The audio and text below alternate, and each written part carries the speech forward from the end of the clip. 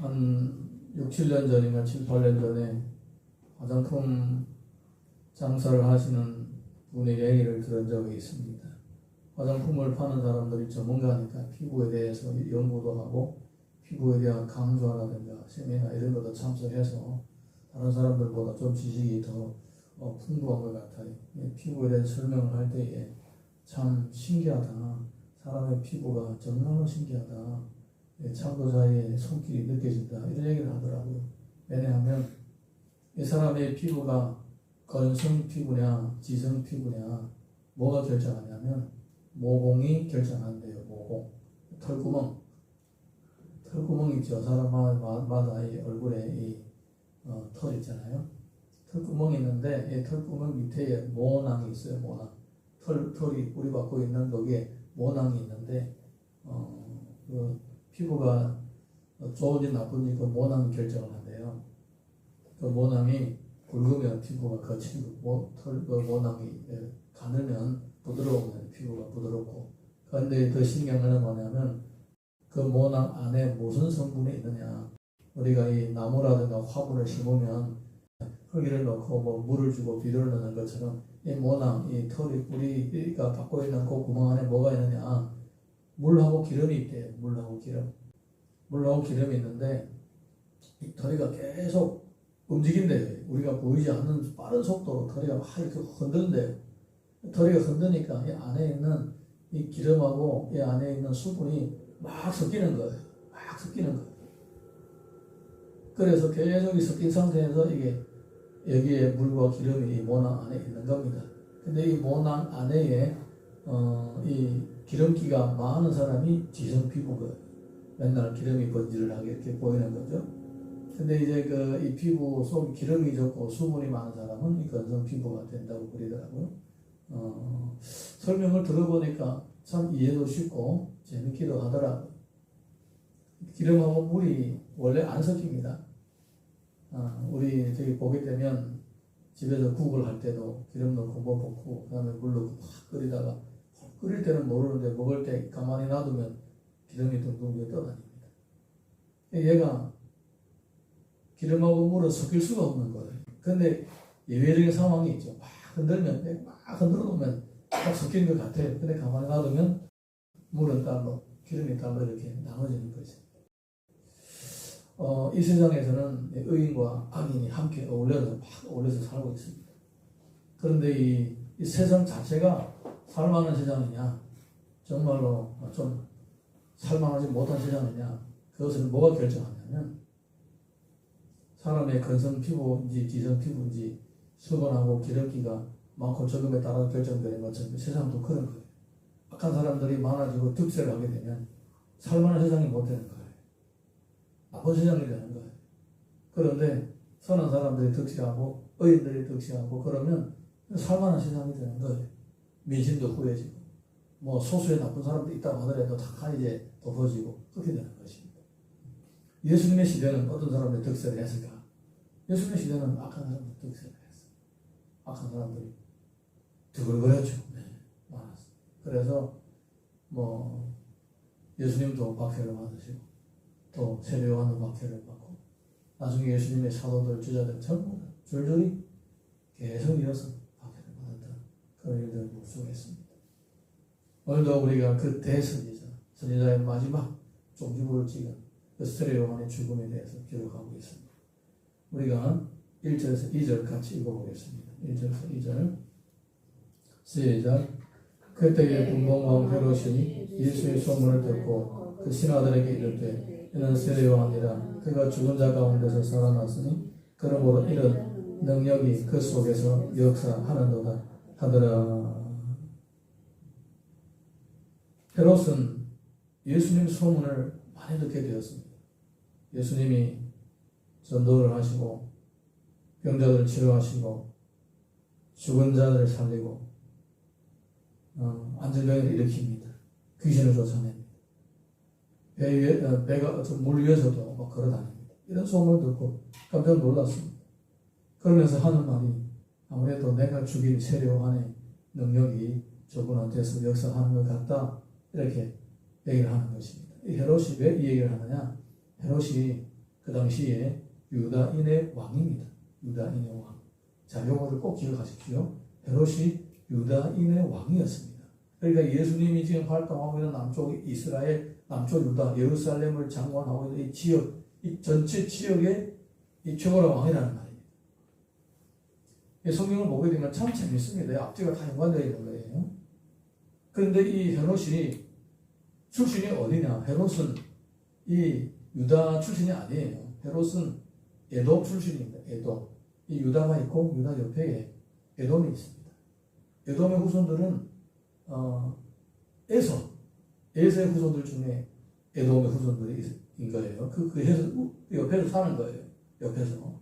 그런데 나중에 그 사람이 왕이 되는 겁니다. 어쨌든 그 사람도 뭐 아브라함의 혈통이니까 그렇게 왕이 된 거예요. 어쨌든 그렇게 되다 보니까 그렇게 된 거예요.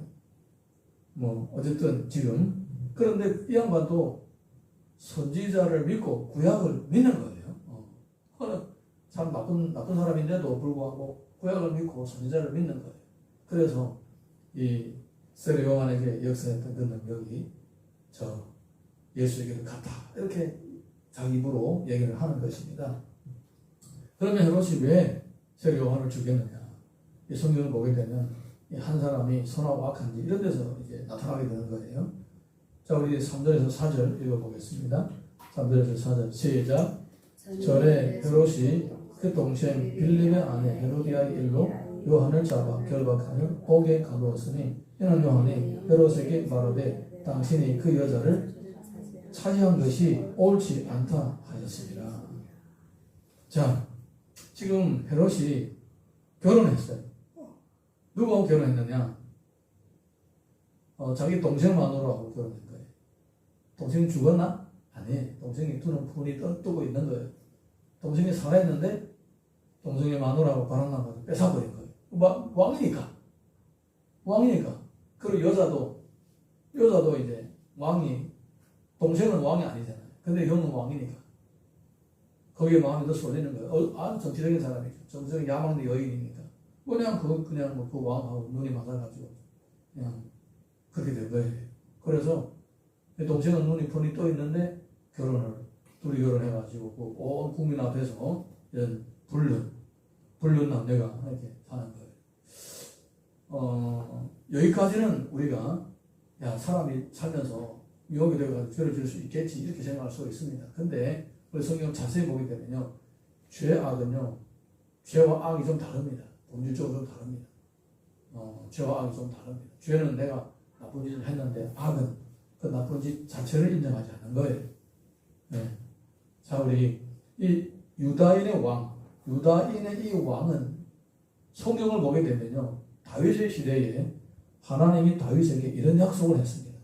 내가 이 너의 왕좌에 왕을 이어서 자리를 이어서 왕이 될 사람을 끊기지 않게 해주겠다 이렇게 말씀하신 적이 있습니다.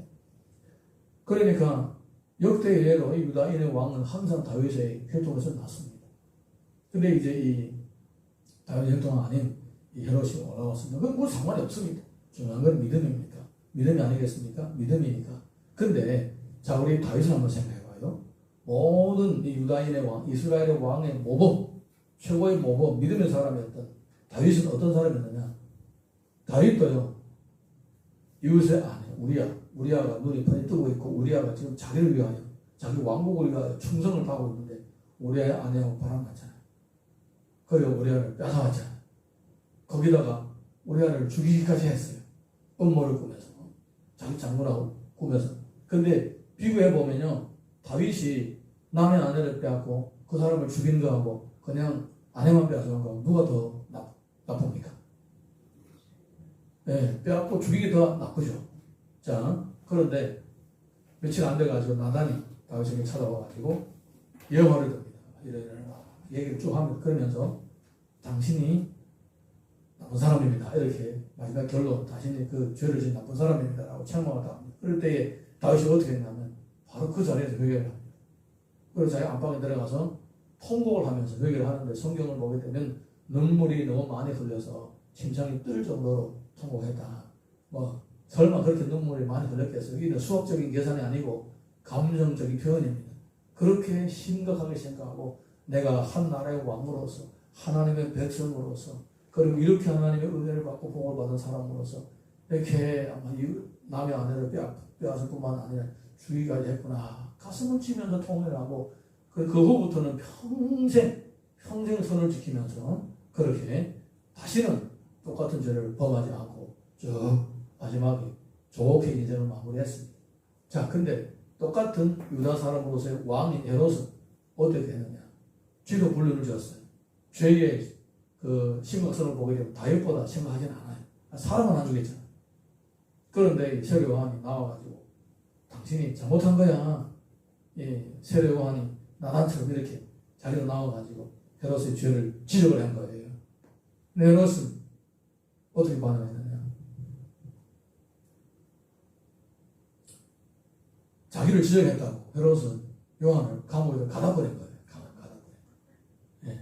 그래서 선지자인 줄 알면서 이 사람이 하나님의 예언자라는 알면서도 자기의 잘못을 지적했다고 감옥에 가다 버리는 거예요.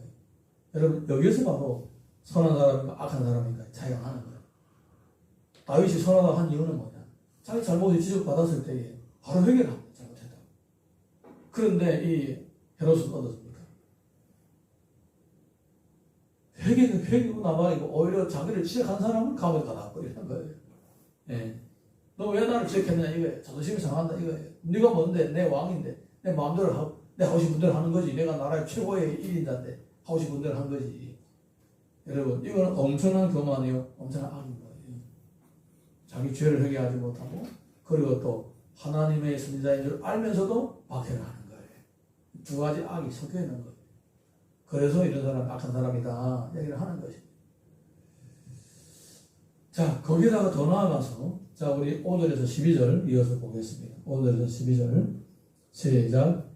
헤롯이 요한을 죽이려 하되 우리가 그를 선지자로 여김으로 그들을 두려워하더니 마침 다윗의 헤롯의 생일이 되어 헤로디아의 딸이 연석 가운데서 춤을 추어 헤롯을 기쁘게 하니 헤롯이 맹세로 그에게 무엇이든지 달라는 대로 주겠다고 약속하더며 그가 제 어머니의 시킴을 듣고 이르되 세례 요한의 머리를 소반에 얹어 여기서 내게 주소서 하니 왕이 근심하나 자기가 맹세한 것과 그 함께 앉는 사람들 때문에 주라 명하고 사람을 보내어 옥에서 요한의 목을 베어 그 머리를 소반에 얹어서 그 소녀에게 주니 그가 자기 어머니에게로 가져가니라. 요한의 제자들이 와서 지체를 가져다가 장사하고 가서 예수께 아뢰니라. 자, 감옥에 가다 놨을 뿐만 아니라 죽이려고 마음먹은 거예요. 예. 그러니까 우리는 이 성경의 인물들하고 비교해 보게 되면 헤롯은 악한 사람이 맞다라고 하는 거예요. 죽이려고 하는 거예요. 감옥에 가둬놓는 것도 못하래서 죽이려고 하는 거예요. 근데 왜 못 죽였느냐? 사람들이 다 선지자라고 얘기를 하고 있으니까. 그리고 어느 정도 자기도 약간 두려운 거예요. 선지자를 지나치게 박해를 했다가 나도 뭔가 또 재앙이 생길까봐 본인도 살짝 두려운 거예요. 그런데 이제 기회가 생긴 거죠. 기회가 생긴 거예요. 자기가 데려온 아내의 딸이 헤로디아의 딸이 생일날에 춤을 추는 거예요. 물론 이 헤로디아의 딸이 누구 딸인지도 몰라요. 성경에서 얘기하지 않았기 때문에. 아무튼 헤롯의 딸은 아닙니다. 헤롯의 동생의 딸인지 뭐 다른 남자하고 뭐 바람피가 난 딸 누구도 모릅니다. 어쨌든 딸이 춤추게 기쁘게 한 거예요. 그래서 뭐 필요하냐? 내가 나라 절반을 주겠다 이렇게 하는 거예요. 그랬더니 이 딸이 또 결정하지 않고 엄마한테 가서 모르고 그랬더니 엄마가 이 헤롯보다 더 악한 거예요. 더 야망이 크고 이런 사람이에요. 그래서 야, 너 세례 요한의 머리를 달라고 해라 이런 거예요. 여러분 보통 여성분들은 뭘 달라고 합니까? 뭐 보석이나 진주라든가 아니면 뭐 땅, 부동산, 집 이런 거 달라고 하지 않습니까? 그런데 세례 요한의 머리를 달라고 해요. 사람을 죽이려고. 그러니까 이 가족들은 전부 다 악한 거예요. 가족들. 왜 악한 사람끼리 만나는 거예요. 그래서 결국은 세례 요한을 죽이는 거예요. 이렇게 악인들이 득세하게 되면 세상이 살기 힘든 세상이 되는 거예요. 예수 믿는 사람만 힘든 게 아니라 예수 안 믿는 사람 자기도 힘든 거예요. 사실 다 힘들어지는 거예요. 다 힘들어지는 악한 사람 득세하게 돼요. 그래서 우리가 신앙생활을 할 때 정말로 매일마다 기도해야 되는 것은 우리가 살고 있는 이 사회 환경 가운데서 좋은 사람들, 선한 사람이 많아지게 달라 기도해야 됩니다. 네, 그게 우리가 발편잡을 자고 편하게 살아갈 수 있는 하나의 소원을 이루어가는데 하나의 과정이에요. 기도하는 거예요. 그리고 나라의 지도자들, 중국의 대통령, 중국의 주석, 한국의 대통령, 또 북한에 언제 도발할지 모르는 저런 분들 위해서 평안을 주시고 좋은 마음을 가지고 살게 해달라. 우리 기도를 해야 되는 거예요. 아멘입니까? 네. 나와 직접적인 관리는 없다라고 생각하면 안 됩니다. 저 사람들이 돌발하면요, 우리가 바로 우리 삶과 영향이 오는 거예요. 한국의 대통령이 말 한마디 해가지고 어떤 법을 이렇게 통과시키고 허락을 했다. 그러면 바로 실행이 되면 우리가 영향을 받게 되는 거예요. 중국은 마찬가지. 중국의 지도자가 뭔가 또 결정하게 되면 우리 한국에 와서 산다고 해서 영향이 없습니까? 내 가족들이 있잖아요. 그러면 그들의 문제가 나한테도 바로 영향이 오는 거예요. 한 번도 가보지 못한 북한도 마찬가지예요. 저도 도발하고 남한하고 싸우겠다 하면 바로 긴장이 오게 되는 거예요. 사회가 문제가 생기는 거예요. 그래서 내가 사는 세상은 나만 잘 돼서 나만 잘 되면 잘 살아갈 수 있는 세상이 아닌 거예요. 서로가 원래는 되어 있고, 특별히 이 나라 그리고 이 국제관계 가운데서는 하나님의 나라가 임하고 선한 나라의 지도자들이 세워지면 우리도 태평을 누리게 되고 평안을 누리면서 살 수가 있게 되는 것입니다. 잠언 21장 10절 보게 되면 악인의 마음은 남의 재앙을 원하니 그 이웃도 그 앞에서 의를 잃지 못합니다. 시편 11편 5절 보게 되면 여호와는 의인을 감찰하시고 악인과 폭력을 좋아하는 자를 마음에 미워하시도다. 잠언서 28장 보게 되면 의인이 득이하면 큰 영화가 있고 악인이 일어나면 사람이 숨느니라. 악인이 일어나면 사람이 숨고 그가 멸망하면 의인이 많아지느니라. 이 세상이 끝날 때까지 악인은 없어질 수가 없습니다. 그렇지만 악인이 득세하면 모든 사람이 힘들어지는 거예요. 그렇다고 내가 하나님 대신해서 악인을 돌아오면 심판할 수는 없잖아요. 우리가 유일하게 할 수 있는 첫 번째 이름은 바로 하나님께 기도하는 거예요. 이 땅에 의인들이 많아지라. 선한 사람이 많아지라. 내가 살고 있는 주변도 좋은 사람들이 많아지라. 그렇게 기도하면서 그 가운데서 내 삶도 보다 좀 더 평안해지고 형통해질 수 있는 은혜가 있기를 주님 이름으로 축원합니다. 찬양 같이 부르고 기도하겠습니다.